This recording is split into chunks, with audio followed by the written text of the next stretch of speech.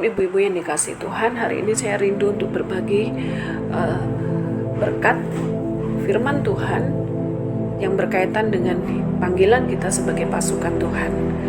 Ya, saya bersyukur kita dipanggil Tuhan menjadi pasukan yang berjaga dan berperang di akhir zaman ini. Kita dipanggil menjadi generasi penakluk dunia. Ibu-ibu yang dikasihi Tuhan, sebenarnya Tuhan menghendaki kita untuk hidup di dalam kemenangan dan kelimpahan.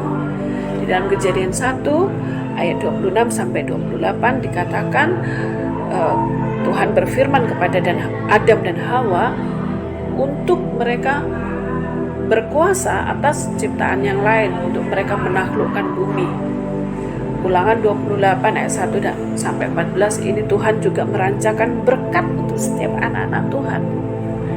Tetapi sayang sekali ketika Adam dan Hawa jatuh di dalam dosa, manusia kehilangan kemuliaan Allah, dan pada saat itulah dunia dengan segala isinya jatuh dalam kuasa si jahat. Nah, tapi syukur kepada Tuhan, sejak Tuhan Yesus turun ke dalam dunia dan Dia menebus dosa kita, Dia mati di kayu salib dan Dia bangkit pada hari yang ketiga. Dia menang, dan kemenangan inilah yang diberikan Tuhan kepada kita, anak-anak Tuhan yang percaya dan menerima Dia sebagai Tuhan dan Juru Selamat secara pribadi. Untuk apa? Untuk merebut kembali jiwa-jiwa yang sudah terikat, daerah-daerah yang dikuasai oleh si jahat, untuk merebut kembali apa yang sudah dicuri si iblis dari kita. Inilah yang Tuhan tentukan buat kita, anak-anak Tuhan. Kita ditentukan untuk menerima berkat jasmani dan rohani, berkat ilahi. Kita ditentukan untuk menerima kodrat manusia ilahi sebagai penakluk dunia.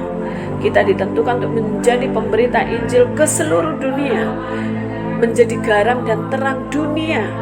Bahkan orang-orang kudus ditentukan Tuhan untuk menghakimi dunia dan malaikat-malaikat. Itu 1 Korintus 6 ayat 2-3. Boleh nanti dibaca sendiri. Dan kita diberikan kuasa di dalam nama Tuhan Yesus. Kuasa sebagai apa? Kuasa sebagai anak-anak Allah. Kuasa di dalam mulut kita. Apa yang kita terikat di dunia terikat di surga. Apa yang kita lepaskan juga akan terlepas di surga. Kita diberikan kuasa untuk berjalan dalam tanda-tanda ajaib. Markus 16 ayat 16-18. Kita diberikan kuasa untuk menginjak ular dan kalajengking dan untuk menahan kekuatan musuh. Artinya kita diberikan kuasa untuk menghancurkan kekuatan si jahat. Lukas 10 ayat 19-20. Nah, ibu-ibu yang dikasihi Tuhan, semua yang terjadi di alam jasmani ini adalah refleksi dari alam roh. Iblis selalu merancangkan yang jahat untuk menjatuhkan kita.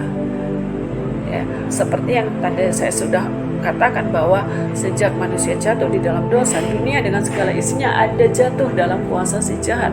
Itu ada di dalam Alkitab 1 Yohanes. Nanti bisa dicari sendiri. Rancangan iblis bertentangan dengan rancangan Tuhan. Rancangan iblis adalah semua yang jahat, semua yang buruk, sakit, penyakit, peperangan, kerusuhan dan sebagainya. Tuhan kehendaki kita untuk mengambil alih itu, membalikkannya. Caranya satu-satunya adalah kita harus melekat kepada Tuhan yang sudah menang. Kita nggak bisa mengerjakannya dengan kekuatan kita sendiri.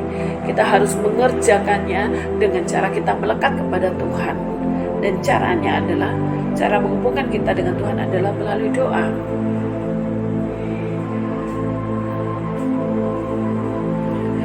Ini yang Tuhan kehendaki. Gunakan otoritas yang Tuhan berikan. Untuk apa? Untuk sepakat dengan Tuhan. Kita mengambil alih kelimpahan yang sudah dicuri oleh si jahat. Jiwa-jiwa yang terikat.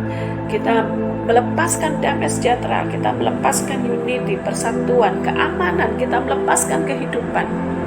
Kita tolak semua rencana iblis, yaitu kemiskinan, bencana alam, jiwa-jiwa terikat, peperangan, kerusuhan. Kita tolak semua teror, kita tolak semua sakit penyakit, pandemi. Ambil alih semua yang udah dicuri oleh iblis. Ambil kembali dengan menggunakan kuasa dan otoritas yang Tuhan berikan. Ya. Bagaimana cara menggunakannya? Kita berdoa kita berdoa, kita berdiri untuk bangsa ini.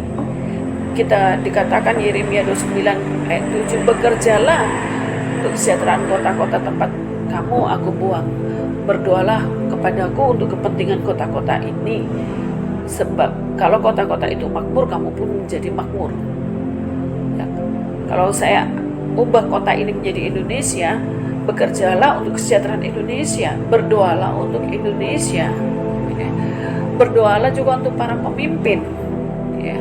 Supaya pemimpin yang ada ini adalah pemimpin yang takut akan Tuhan.